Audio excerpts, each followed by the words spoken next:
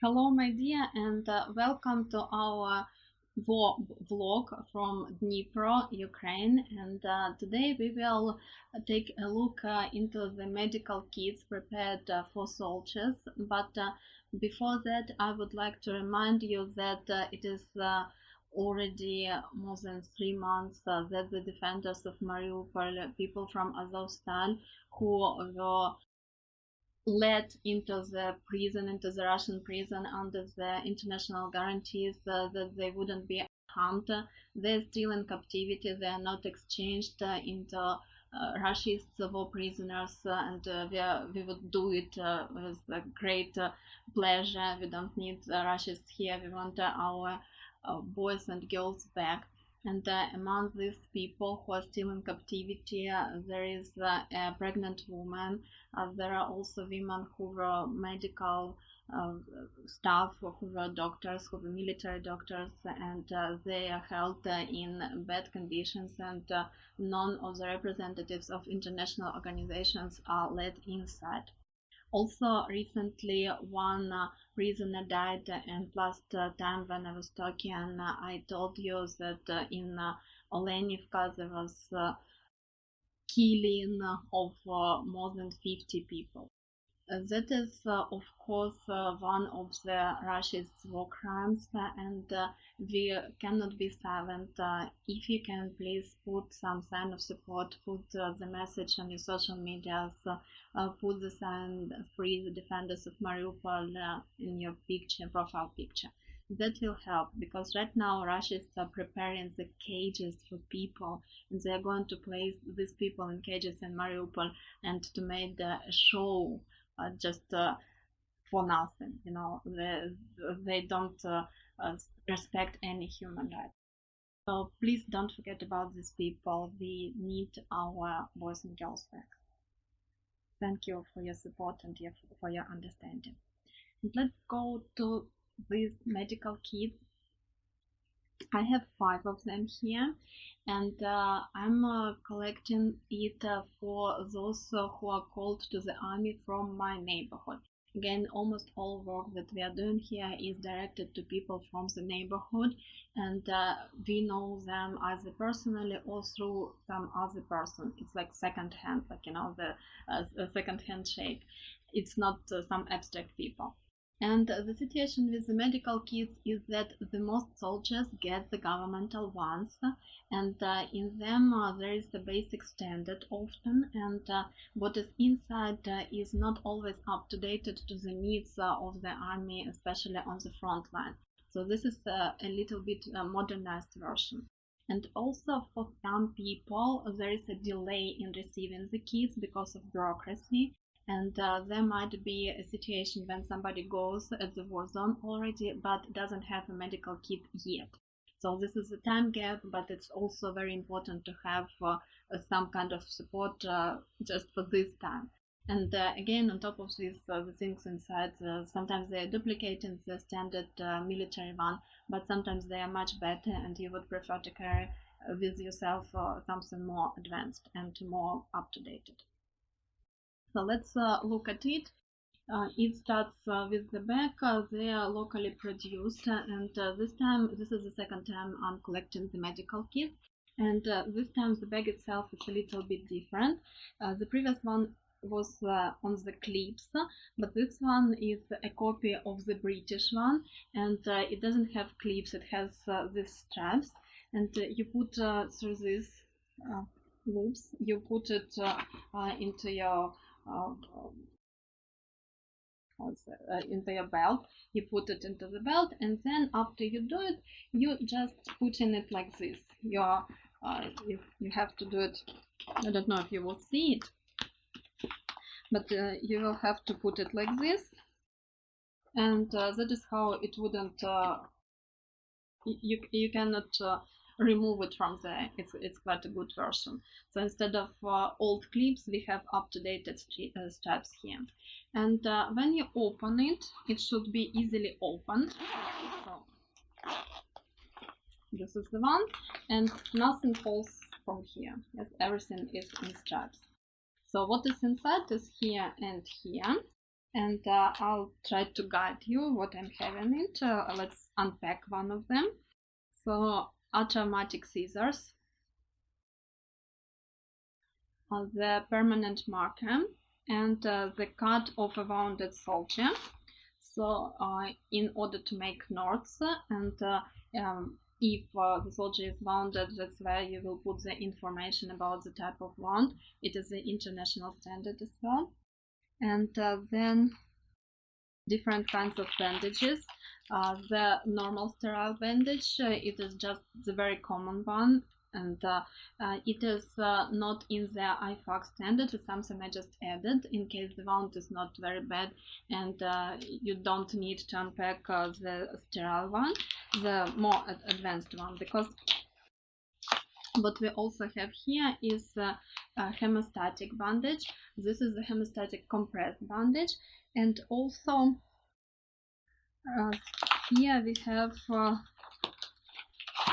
that folded also hemostatic bandage. So what you usually do, you're taking this one, you're putting it in the wound, and then you either, if the blood didn't stop, you're using this one. It also has hemostatic zinc in it, so you can wrap it, or you're putting the Israeli bandage on top of it. This is the one, the Israeli bandage.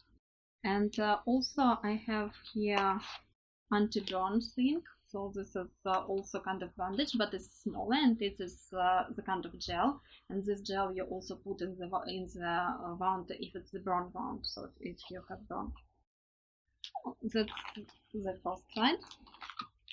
On the second side here, I have two types of plasters. So this is the common plaster on the fabric, and this one is more like a tape, but it's armored tape.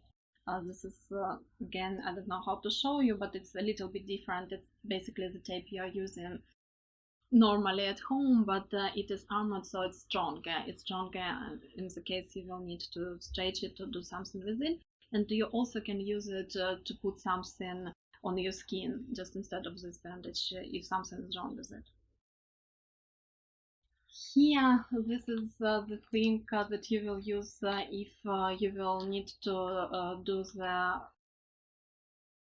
mouth-to-mouth breathing, and this is to protect the person who helps from the person who is injured. It is just the protective thing. Also, I have the pills for cleaning the water, one set, just in case. This is just the wet serviettes.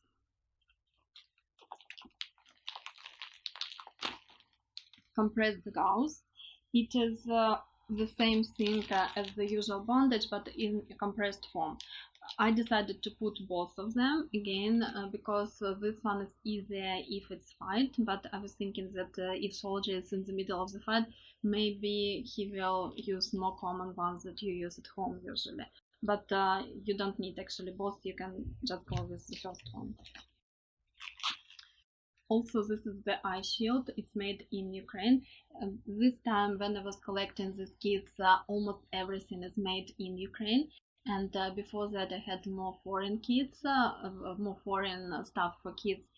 This is the foreign Israeli bandage, but for some of these sets I have Ukrainian ones. And these three, they all are Ukrainian analogs of foreign ones. I hope they're the same good, but I cannot tell you now because unpacking them, they're expensive. They're all expensive, that's why I'm not unpacking it. And even if I unpacked it, I wouldn't know if it's good or not actually. So this is the eye protecting shield. If somebody has the eye wound, you wouldn't press the bandage on it because it will press the eye itself. So you'll put the shield before starting to bandage it. It goes one in each kit as a standard. The gloves, they are not sterile. According to the IFAC, you don't need sterile ones. According to Ukrainian ones, you do need sterile ones. In the previous set of kits, I put both, but I decided that it's too much, and in the field conditions, sterile ones, they wouldn't work anyway, so I put just the common ones, but black. This is the blanket, the thermal blanket. It is a German one, which is strange, but that's what I bought. And the same company, they sent me different ones. Some of them are Chinese, some of them are German, some of them are European, I don't know. But I hope they're the same. I don't think that they have any difference in using. This thing is called nasopharyngeal tube, and it is in case that somebody has difficulty breathing or tongue is fell into the throat. That is the thing somebody puts in the nose. And I took the middle size, but each person should have the different size. I cannot predict what will be the size of the soldier I'm packing it for, but it is 30, and you need to measure the size. Actually, I read about it by putting it like here, and the next thing, it should be near your ear. So that's actually 30 is my size. And it's a little bit, the diameter is a little bit too big for me because you need to put it in the nostril. But again, I think it will go there. Also, in the iPad Kids, you will need some gel to put it there, like, but I don't have it. They don't sell it separately, and I don't know where to buy them. So just in case you have nothing, this one will work, I guess, without the gel. And the last thing is here, the last two things is for pneumothorax. This is the occlusive thing, the occlusive dressing. You just putting it there. It's on gel based, so it's stick. It's like a big scotch on the gel base. And if it's not working very well, you have this pneumothorax needle that you also put inside. In the previous bags, these pneumothorax needles, they were a little bit longer, but I read that this kind of also will work, and I'm looking at myself. If it's somebody of my complexion, even bigger, it will work anyway. So I think the big ones are for much bigger people. That's basically it. That's what we have here. It's empty now. And again, there are pockets here and pockets here. If we talk about the bag itself, also locally made, so I tried to put more locally made things to save some money, because everything produced locally, it helps to save money. So that is the things that were bought for the donations. I didn't put any of my money. I put my time contributed there, but it is for the money of people who are helping. It's your money. Thank you so much for doing it, for supporting us.